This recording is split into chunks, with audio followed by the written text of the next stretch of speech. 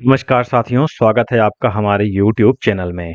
आप छत्तीसगढ़ की किस जगह से हमारे समाचार सुन रहे हैं, कृपया कमेंट बॉक्स में लिखकर हमें जरूर बताएं। साथ ही हमारे चैनल को सब्सक्राइब करना ना भूलें। रायपुर से प्रस्तुत हैं छत्तीसगढ़ के प्रादेशिक समाचार। समाचारों के साथ में विपिन शुक्ला। पहले मुख्य समाचार। राज्य शासन के कर्मियों का 14 से 25 जून तक हो सकेगा स्थानांतरण। राज्य मंत्रिमंडल की बैठक में कल लिया गया निर्णय। निम्न और मध्यम वर्गीय परिवारों को शहरों में सस्ते भूखंड उपलब्ध कराने के लिए छत्तीसगढ़ किफायती जन आवास नियम का अनुमोदन किया गया। केंद्र सरकार ने वर्ष 2027 में 2 चरणों में जनगणना कराने का निर्णय लिया है। इसके साथ ही जाति गणना भी की जाएगी। और आज विश्व पर्यावरण दिवस पर प्रदेश भर में होंगे अनेक कार्यक्रम। अब समाचार विस्तार से। प्रदेश में राज्य शासन के कर्मचारियों के स्थानांतरण 14 जून से किए जा सकेंगे। ये निर्णय मुख्यमंत्री विष्णुदेव साय की अध्यक्षता में कल मंत्रालय में हुई राज्य मंत्रिमंडल की बैठक में लिया गया। कैबिनेट मंत्री विजय शर्मा ने बैठक में लिए गए निर्णयों की जानकारी देते हुए बताया कि स्थानांतरण के लिए आवेदन 6 जून से स्वीकार किए जाएंगे। कैबिनेट मंत्री विजय शर्मा ने बताया कि छत्तीसगढ़ राज्य की कला और संस्कृति को बढ़ावा देने के लिए कलाग्राम की स्थापना की जाएगी। वहीं नवा रायपुर में राष्ट्रीय स्तर की तीरंदाजी अकादमी की स्थापना के लिए खेल और युवा कल्याण विभाग को 13 एकड़ से अधिक भूमि निःशुल्क आवंटित करने के प्रस्ताव को मंजूरी दी गई है। मंत्रिपरिषद ने राज्य के निम्न और मध्यम वर्गीय परिवारों को शहरों में किफायती और सस्ते भूखंड उपलब्ध कराने के लिए छत्तीसगढ़ किफायती जन आवास नियम का अनुमोदन किया है। श्री शर्मा ने बताया कि प्रदेश में युवा कल्याण के विभिन्न क्षेत्रों में उल्लेखनीय कार्य करने वाले व्यक्तियों और संगठनों को सम्मानित करने के लिए छत्तीसगढ़ युवा रत्न सम्मान योजना शुरू करने का निर्णय लिया गया है। छत्तीसगढ़ युवा रत्न सम्मान हर वर्ष राज्य के एक युवा और एक स्वैच्छिक संस्था को उनके उत्कृष्ट कार्यों के लिए दिया जाएगा। इसमें युवा को पदक, प्रमाण पत्र, शॉल और अधिकतम 2.5 लाख रुपए, जबकि संस्था को अधिकतम 5 लाख रुपए की पुरस्कार राशि दी जाएगी। मंत्रिपरिषद ने ग्रामीण और आदिवासी बहुल क्षेत्रों में पर्यटन को बढ़ावा देने तथा स्थानीय लोगों को रोजगार के नए अवसर प्रदान करने के लिए छत्तीसगढ़ होम स्टे नीति का अनुमोदन किया है। वहीं मंत्रिपरिषद ने 3 ग्राम पंचायतों के नाम बदलने का भी निर्णय लिया है। ग्राम पंचायत दामाखेड़ा का नाम अब कबीर धर्मनगर दामाखेड़ा, ग्राम पंचायत गदहा भाटा का सोनपुर और ग्राम पंचायत चंडालपुर का नाम चंदनपुर रखा गया है। केंद्र सरकार ने वर्ष 2027 में 2 चरणों में जनगणना कराने का निर्णय लिया है। इसके साथ ही जाति गणना भी की जाएगी। जनगणना के लिए संदर्भ तिथि 1 मार्च 2027 होगी। पिछली जनगणना वर्ष 2011 में 2 चरणों में की गई थी। संसद का मानसून सत्र 21 जुलाई से शुरू होगा। विपक्षी पार्टियों द्वारा ऑपरेशन सिंदूर पर संसद में चर्चा के लिए विशेष सत्र बुलाने की मांग को देखते हुए सरकार ने ये निर्णय लिया है। संसदीय कार्य मंत्री किरेन रिजिजू ने पत्रकारों से बातचीत में कहा कि संसद का मानसून सत्र 12 अगस्त को संपन्न होगा। प्रधानमंत्री नरेंद्र मोदी ने इस वर्ष योग दिवस के प्रति लोगों में उत्साह देखकर प्रसन्नता व्यक्त की है। एक सोशल मीडिया पोस्ट में श्री मोदी ने कहा कि योग को लोकप्रिय बनाने के लिए आंध्र प्रदेश के लोगों का योगांध्र एक सराहनीय प्रयास है। प्रधानमंत्री ने लोगों से योग दिवस मनाने और योग को अपने जीवन का नियमित अंग बनाने का आह्वान किया। आतंकवाद के खिलाफ भारत के दृढ़ रुख का संदेश लेकर दुनिया भर के देशों में गए 7 बहुदलीय प्रतिनिधिमंडलों में से 4 सफल यात्रा के बाद स्वदेश लौट आए हैं। इस बीच कांग्रेस सांसद शशि थरूर के नेतृत्व में सर्वदलीय प्रतिनिधिमंडल वाशिंगटन डीसी में अमेरिकी कांग्रेस तथा प्रशासन के सदस्यों, विचारकों, मीडिया और नीति निर्माताओं से मिलकर उन्हें ऑपरेशन सिंदूर तथा आतंकवाद के विरुद्ध भारत के रुख के बारे में जानकारी देगा।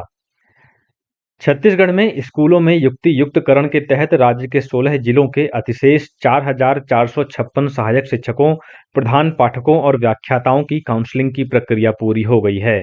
इन शिक्षकों की नई पद स्थापना विभिन्न जिलों में कर दी गई है। शेष जिलों में काउंसलिंग की प्रक्रिया जारी है। गौरतलब है कि 10,000 से अधिक स्कूलों में से सिर्फ 166 स्कूलों का समायोजन होगा, जिनमें 133 स्कूल ग्रामीण इलाकों के हैं। इससे किसी भी स्थिति में बच्चों की पढ़ाई प्रभावित नहीं होगी।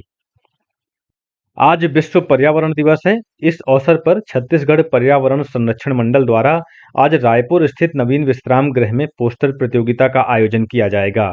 प्रतियोगिता सुबह 10 बजे से शुरू होकर 11:30 बजे तक चलेगी। पोस्टर प्रतियोगिता को 4 आयु वर्गों में विभाजित किया गया है, जिसमें प्रथम वर्ग 12 वर्ष तक, द्वितीय वर्ग 13 से 17 वर्ष, तृतीय वर्ग 18 से 21 वर्ष और चतुर्थ वर्ग दिव्यांगजनों के लिए है। इस वर्ष प्रतियोगिता का विषय प्लास्टिक प्रदूषण, दुष्प्रभाव एवं समाधान रखा गया है। ये प्रतियोगिता न केवल युवाओं में रचनात्मकता को प्रोत्साहित करेगी, बल्कि प्लास्टिक प्रदूषण जैसे गंभीर पर्यावरणीय मुद्दे पर जागरूकता फैलाने में भी अहम भूमिका निभाएगी। प्रतिभागियों को रजिस्ट्रेशन कराने के लिए सुबह 9:30 बजे तक नवीन विश्राम गृह में उपस्थित होना होगा। विकसित कृषि संकल्प अभियान के तहत इन दिनों प्रदेश के विभिन्न स्थानों में जाकर कृषि वैज्ञानिकों की टीम किसानों से सीधा संवाद कर रही है। रायपुर स्थित राष्ट्रीय जैविक स्ट्रेस प्रबंधन संस्थान ICAR के वरिष्ठ वैज्ञानिक डॉक्टर विनय कुमार ने मीडिया को बताया कि कल उनकी टीम बेमेतरा जिले के साजा विकासखंड पहुंची, जहां किसानों को कृषि से संबंधित जानकारी दी गई। कृषि मंत्री रामविचार नेताम ने प्रदेश में नकली खाद बीज बेचने वालों पर कार्रवाई के निर्देश दिए हैं। उन्होंने इसमें अधिकृत विक्रेताओं की संलिप्तता पाए जाने पर FIR करने के साथ ही उनका लाइसेंस भी रद्द करने को कहा है। श्री नेताम ने विभागीय अधिकारियों को खाद और बीज विक्रेताओं पर नजर रखने, स्टॉक का नियमित परीक्षण करने, गुणवत्ता और मानकों की जांच करने तथा इस संबंध में किसानों की शिकायतों पर जल्द कार्यवाही के निर्देश दिए हैं। प्रदेश में नकली खाद की बिक्री और जमाखोरी की बढ़ती घटनाओं को देखते हुए सरकार इसे गंभीरता से ले रही है। कृषि मंत्री ने किसानों से अपील की है कि वे खाद और बीज अधिकृत विक्रय केंद्रों से ही खरीदें। प्रदेश में बीते 24 घंटों के दौरान हुए अलग-अलग हादसों में 4 लोगों की मौत हो गई है। पहली घटना धमतरी जिले के सिहावा थाना क्षेत्र के दुधावा मोड़ के पास हुई, जहां शादी समारोह से दुर्ग लौट रहा एक परिवार हादसे का शिकार हो गया। इस हादसे में कार अनियंत्रित होकर पुल के डिवाइडर से टकरा गई, जिससे कार सवार मां बेटे की मौके पर ही मौत हो गई। वहीं दूसरी घटना रायगढ़ जिले की है, जहां तेज रफ्तार मोटरसाइकिल के अनियंत्रित होकर गिरने से 2 युवकों की मौत हो गई, जबकि एक अन्य युवक घायल हो गया है। ये तीनों युवक हरिहाट मेला देखकर वापस जा रहे थे। इसी दौरान हादसे का शिकार हो गए। ये युवक कांटा झरिया चिमटा पानी गांव के निवासी बताए जाते हैं। जल संरक्षण और संवर्धन के क्षेत्र में बालोद जिले ने नया कीर्तिमान स्थापित किया है। जल संचय जन भागीदारी अभियान के तहत किए गए उत्कृष्ट कार्यों के लिए बालोद जिला देश में तीसरे स्थान पर रहा है। केंद्रीय जल शक्ति मंत्री CR पाटिल और जल शक्ति मंत्रालय की सचिव देवाश्री मुखर्जी ने वीडियो कॉन्फ्रेंसिंग के जरिए देश के 34 जिलों के अधिकारियों के साथ बैठक की। उन्होंने बालोद जिले में जल संरक्षण के क्षेत्र में किए गए कार्यों की सराहना की। गौरतलब है कि कैच द रेन अभियान के तहत जिले में वर्षा जल को संचित करने के लिए तालाब, कुएं, स्ट्रोक पिट, गड्ढों का निर्माण और रेन वाटर हार्वेस्टिंग जैसी संरचनाओं का निर्माण किया गया है। दंतेवाड़ा जिले में जिला परियोजना लाइवलीहुड कॉलेज कार्ली में कल नक्सल हिंसा से प्रभावित परिवारों को सरकारी योजनाओं और सेवाओं का सीधा लाभ पहुंचाने के उद्देश्य से विशेष शिविर का आयोजन किया गया। शिविर में विभिन्न विभागों के सहयोग से आवश्यक दस्तावेजों और योजनाओं की सुविधा एक ही स्थान पर उपलब्ध कराई गई। जिला प्रशासन की पहल पर हर ब्लॉक स्तर पर हर हफ्ते इस तरह के विशेष शिविरों का आयोजन किया जाएगा, जिससे अधिक नक्सल पीड़ित परिवारों को लाभ पहुंचाया जा सके और उन्हें समाज की मुख्य धारा से जोड़ा जा सके। धमतरी जिले के 97 ग्राम पंचायतों के 108 आदिवासी बाहुल्य गांवों को विकसित और समृद्ध बनाने के लिए धरती आबा ग्राम उत्कर्ष अभियान में शामिल किया गया है। इन गांवों में सड़क, बिजली, पानी, पढ़ाई लिखाई और इलाज की बेहतर सुविधाओं जैसे मूलभूत जरूरतों को विकसित किया जाना है। गांवों में शासन की विभिन्न योजनाओं से 100% लोगों को लाभान्वित करने के लिए 15 जून से 30 जून तक धरती आबा संतृप्तिकरण शिविर लगाए जाएंगे। इन शिविरों में ग्रामीणों को 17 विभागों की 25 योजनाओं से यथासंभव मौके पर ही लाभान्वित किया जाएगा। इन शिविरों में ग्रामीणों के जाति, निवास, आय प्रमाण पत्र बनाने के साथ साथ उन्हें राजस्व विभाग की अन्य दूसरी सेवाओं से भी लाभान्वित किया जाएगा। शिविरों में राशन कार्ड, आयुष्मान कार्ड, बीमा कार्ड, श्रम पंजीयन आदि भी किया जाएगा। जिला अंत्यावसायी सहकारी विकास समिति कांकेर द्वारा जिले में निवासरत अनुसूचित जाति और अनुसूचित जनजाति वर्ग के बेरोजगार युवक युवतियों से स्वयं का रोजगार स्थापित करने के लिए 20 जून तक आवेदन आमंत्रित किए गए हैं। ऋण प्राप्त करने के लिए आवेदक को संबंधित जाति वर्ग तथा जिले का मूल निवासी होना चाहिए। आवेदक की पारिवारिक वार्षिक आय शहरी तथा ग्रामीण क्षेत्रों में 1,50,000 रुपए से अधिक नहीं होनी चाहिए। और अब कुछ अन्य समाचार संक्षेप में।